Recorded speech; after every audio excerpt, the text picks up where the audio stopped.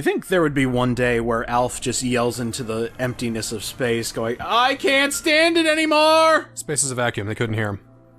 Oh, sorry. Space is a vacuum, couldn't hear him. Vacuum! No sound! Did you hear something? I believe it was... I think it's Alf yelling into the void. The emptiness of space. Yeah, there goes Louie. Hello, Louie, you're in my way. You know, I kind of like the idea that they wrapped him up in rope and just left him to float around in the gravity. Can we hang him outside the ship? Oh no, that's torture and death. Yeah? You know, I see your point now. You know, your hatred for Louie is actually shared online tremendously. I had no idea how much. Like, I feel a kinship to other Pikmin players now because of the hatred for this character.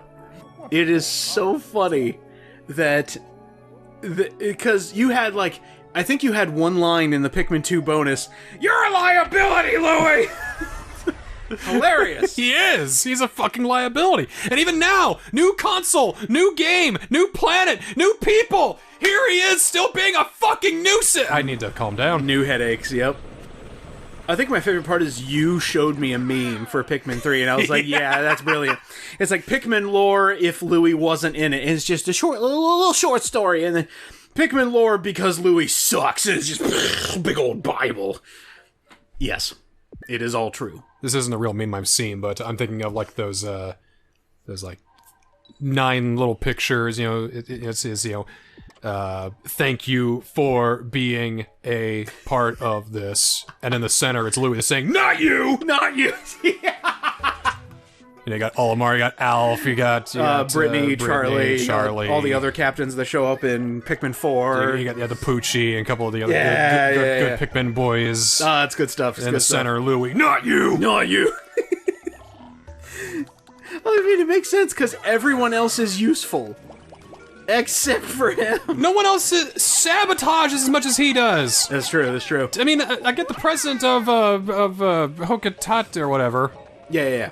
I get he is incompetent with money, but that's just the economy, baby. That's just a way of life, man. It's just a way of life. Louie, he is, like, maliciously stupid and evil. I'm trying to think of all the Nintendo villains that have come out since Pikmin 2. Have any of them have been maliciously evil or hated? I'm just trying to think of where we land on villains, because... Not Nintendo, but I know Dvorak from, what was it, Mortal Kombat 11? Bug Lady? Oh yeah, maliciously evil. Everybody hates her. I'm trying to think of who else, because, you know, you got Bowser, you got Ganon... Because, you know, we live in a messed up society. We love our villains. DJ Octavio, Splatoon. We love our villains. Because villains are cool! The Onceler was a Tumblr sexy man of years past. That is hysterical. I think he's got a resurgence coming, too. Yeah, most likely. I mean, how bad can he be? I love my broken men.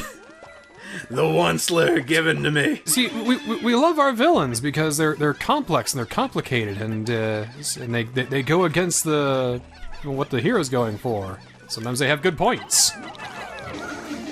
I think that's what made, at least for Infinity War, what made Thanos somewhat compelling is he believed he was doing the right thing, where everybody else is just going, "You're crazy."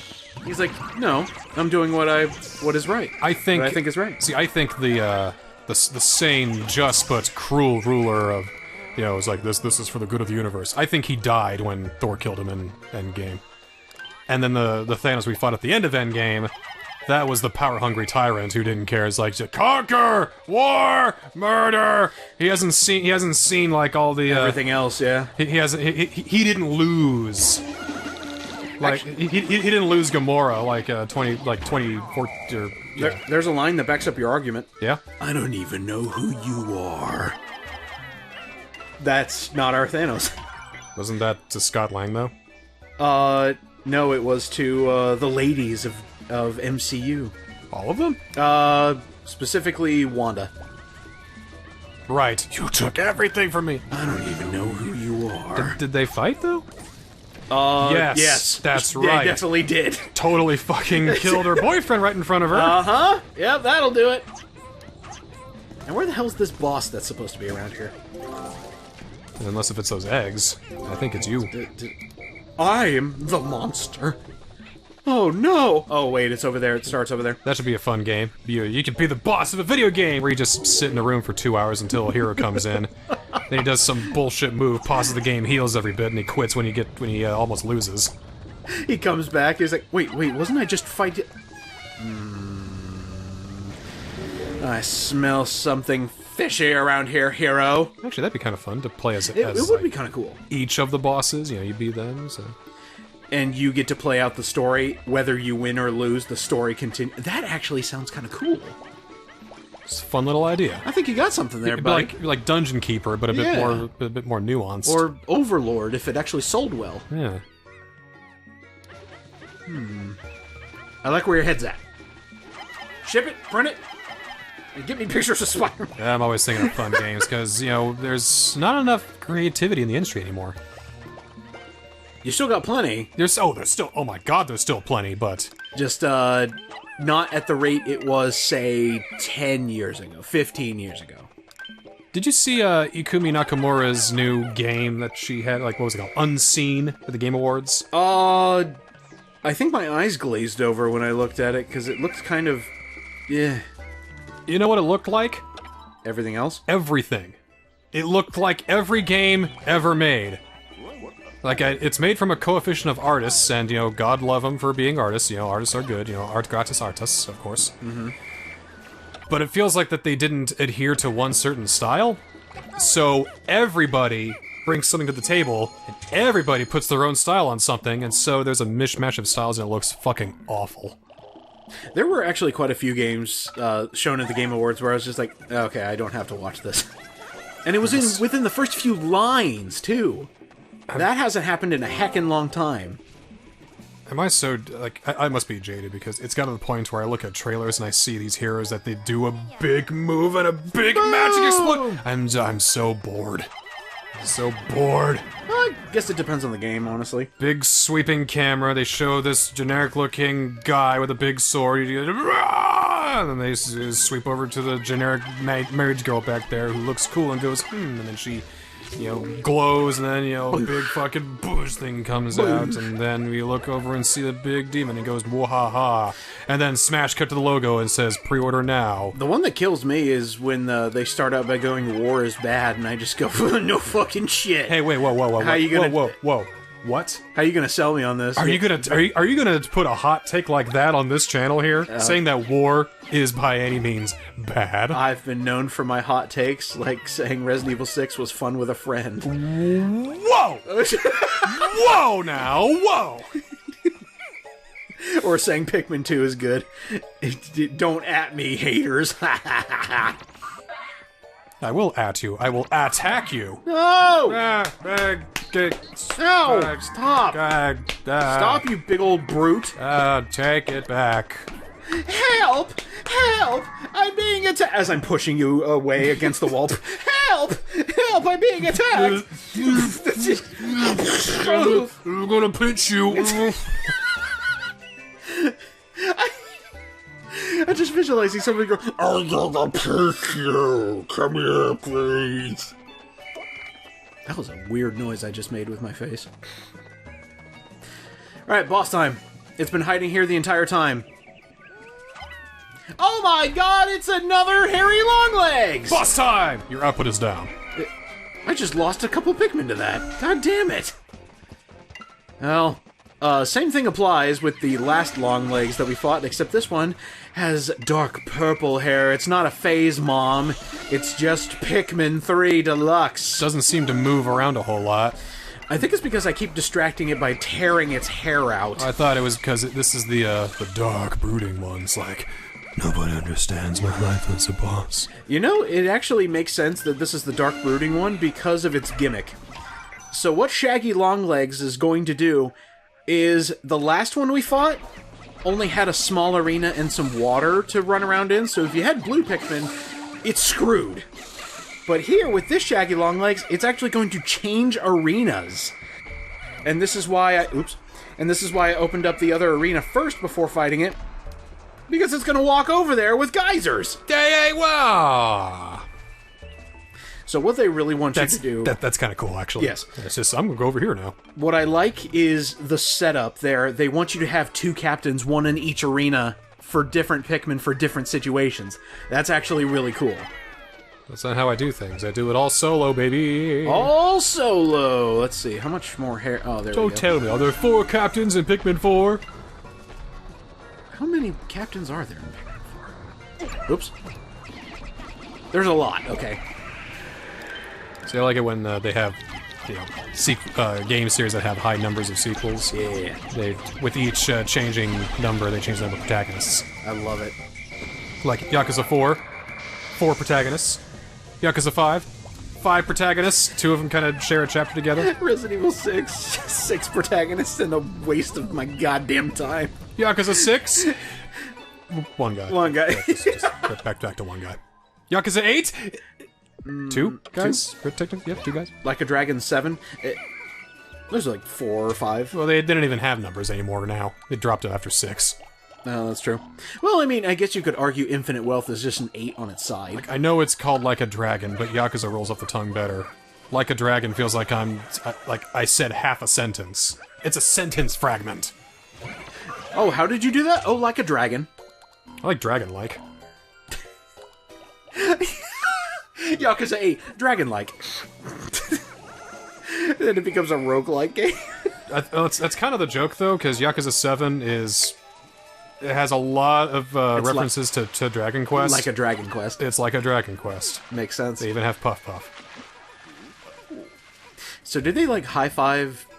Square Enix owns Dragon Quest, right? Or who owns Dragon Quest? Square Enix. Okay. Do you think they, like, gave him a high-five and said, hey, can we do this? Is this cool? Are we cool, Square Enix? Says Sega. You know, I don't know how that works. Because I'm not going to pretend that I know anything about Japanese trademark law. Oh, well, I'm also wondering if a lot of the devs are, like, friends with one another. Like, it's possible, right? Ah! Oops. Like ownership might be different, too, because things how that work in possibly. Japan might be different how they are over here, because who actually owns it? Like, is it really Square Enix, or is it Bird Studio? Is it, Yuji Horii or whatever? Well, that was, Or is it just making a reference to Dragon Quest is fine? Well, wasn't that the long-time rumor of why Mario RPG hadn't seen the light of day until a remake so many years later, because people thought Square Enix was holding on to it? It's also possibly because they just didn't want to do it. Yeah, I mean, they've had Mario RPG on the Super Nintendo Mini. And then Nintendo was like, you guys want some money? You guys want to work on Mario RPG? Can we do it with AI? No. Well, I don't know then, but... Here's some more money to not do it with AI. See what happens when you don't use it? You get even more money. How about that? I think that's the funniest thing about AI. It's A, it's still a novelty, and B, it still has not made any fucking money. It's way more expensive to use AI now. Because of all the power you need. You need a lot of power, and you need a very powerful program in order to do it correctly or even decently. And even then, they still can't do it right. No. Have you heard about this latest condemnation of AI art, though? Let me get his name right so I make sure I do this correctly. You said condemnation, like downplaying it or saying Yes. it? Okay. Like this is the biggest issue with it. Keith Haring's unfinished painting. You ever seen a lot of things like this right here? You see a lot of these bold colors and these people like that. Yeah, yeah.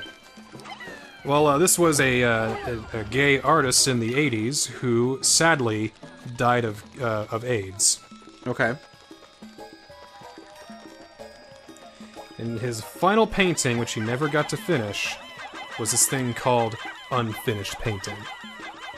A painting that was never finished. It was never finished. Oh, didn't somebody use AI to try and finish it? And someone used AI. It's like, here, it's all fixed now. Now we can complete a story. And everyone was like, no, Because it was... That was the point. It ruins the point of the piece. It doesn't even mimic it great because none of the people actually combined. Yeah. It's just a whole bunch. It's a hodgepodge of ideas, and that's the problem with AI. There's no humanity, and the point of that piece was to show humanity, and there is no humanity in AI art. But you need humans to make the AI art usable. So at that point, just hire the humans! Yeah, I'm just so done with it because I can now properly identify what has been done by a human and what has been done by a computer. Just scrolling through my Twitter feed and just being like, wow, it looks like shit. It's like, that's definitely not a human who made that. Why does it look so weird? Why does it look so... #AI. Oh, okay. Everything just looks so shiny and wrong. It does not look good. But I would just consider it like a fad, like NFTs or crypto. It's gonna go belly up eventually when people realize, oh right, there's nothing to this, and it's actually kind of a mill. It's just a goofy novelty that people will go, oh, that's neat, but that's a fad that'll pass, and then studios are going to be left with all this unusable artwork and a bunch of artists that are like, well, we move on to other places that'll pay us better, so... Well, what's been kind of interesting is how people have been using it correctly. Like, not for art or financial gain, none of that stupid shit. Yeah, no. One of the best examples was how difficult Enter into the Spider-Verse, how complex that movie was, and in order for it to not take another 3 fucking years for it to come out, they used an algorithm to help solve some of the issues in the background. Like what?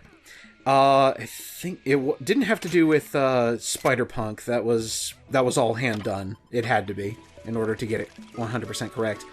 There were a couple, I believe it was a couple visuals that were constantly repeating, so in order to not hand draw it, they kind of help themselves with it. That's just CGI. They did that in the original Mulan. They did that in fucking Lion King.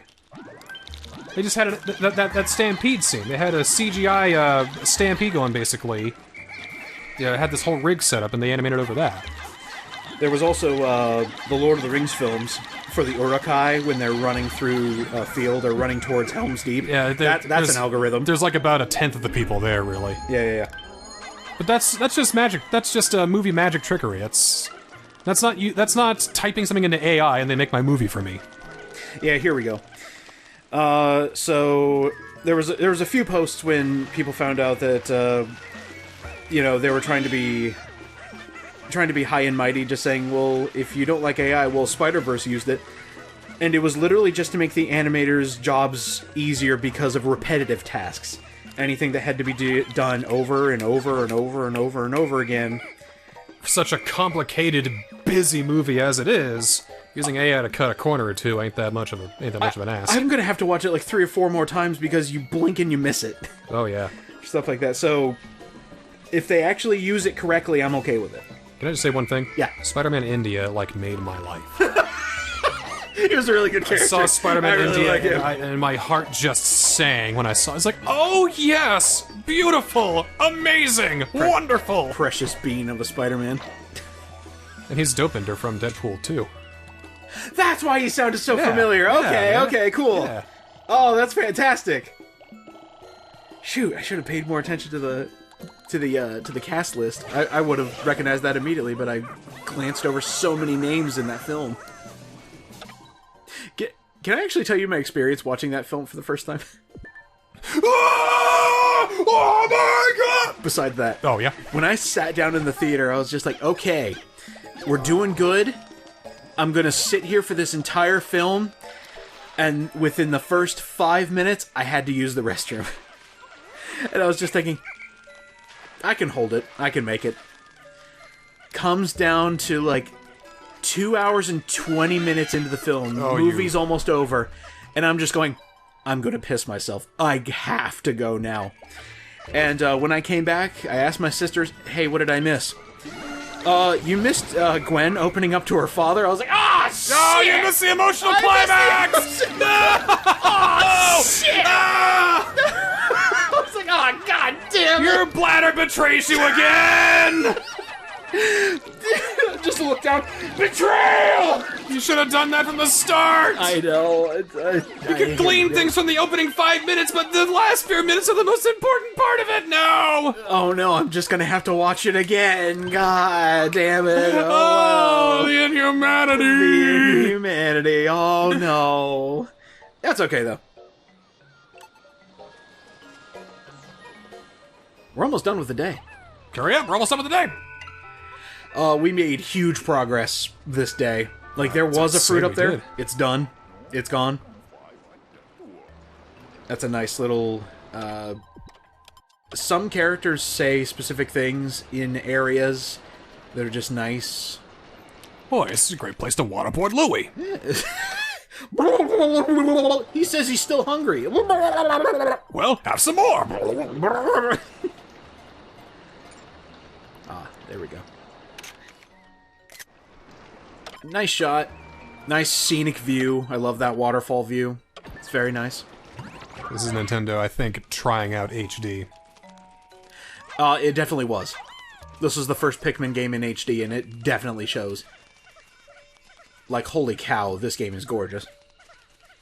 Even for, what we consider these days to be low-resolution 720p, this is still solid. Nintendo always, innovates on older hardware. They've never been on the cutting edge of things. The last time they did that, they lost a lot of money. Still trying to figure out that whole internet thing. Yeah, well... We'll get there eventually. They're working on it. Old man Nintendo will eventually get it. They got it. But they, Uh-oh. see, they innovate on older technologies because it's cheaper and more affordable. Yeah. So that way they can make a game like this when it's already cheap. See, I still find it hilarious that Nintendo makes all these big old innovations, but they innovate on old hardware. That's why we got the 3DS as a predecessor, or sorry, as a sequel to the DS. They just advanced the technology, but that was also around the time when 3D was coming back into style. And then even they eventually just said, screw the 3D. I still really like the 3D of the 3DS. I do too. Glasses-free 3D was huge. It was huge, it was major, and I still really enjoy it. I still think it's the best way to play Ocarina of Time. Agreed, yes. Mm-hmm. Yeah, because when they did it right, they did it extremely right. Oh, yes. That was good stuff.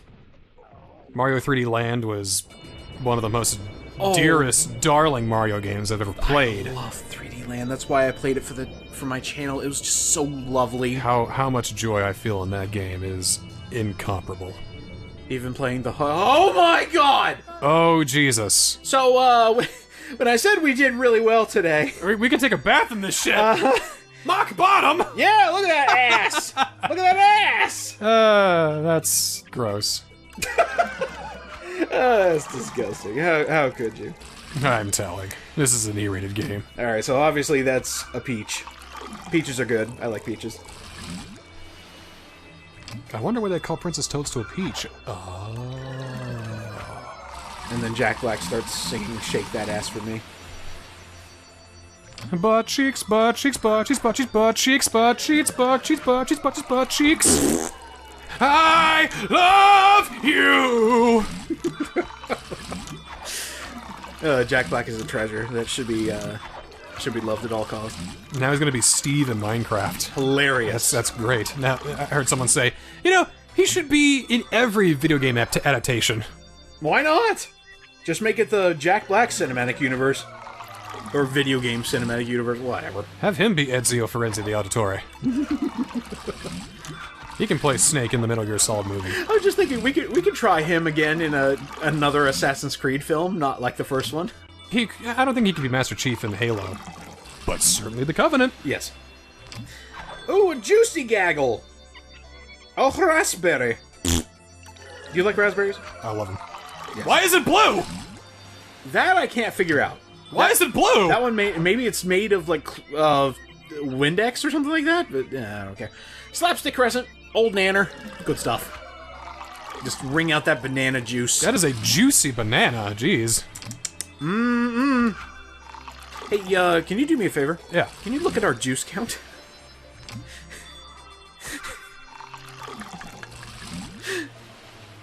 And Louie doesn't get a single one. The final count when we take on the last level and beat it is going to be hilarious. We're almost done with another section, and then we only have one section left before we can take on the end game. I feel like if I drink more juice, I can get a bigger bonus. I feel like that could take away some of the excess. Possibly. I think what they're shooting for... I mean, it makes sense in context, but... Like, up to 3, I can get, like, a little bit of a speed boost or something. I would love it if they actually went home and just started, like, throwing these out to all the Kopai people. Just be like, oh, juice for everyone! Only, like, 73 of you, but, you know. Maybe I get a better ending, depending on how much juice I bring back. That would be cool. There are only 2 endings. The main ending and getting a game over. So... Not so which one's the good ending? The one where Louie perishes in the airlock. Also known as the comedy ending.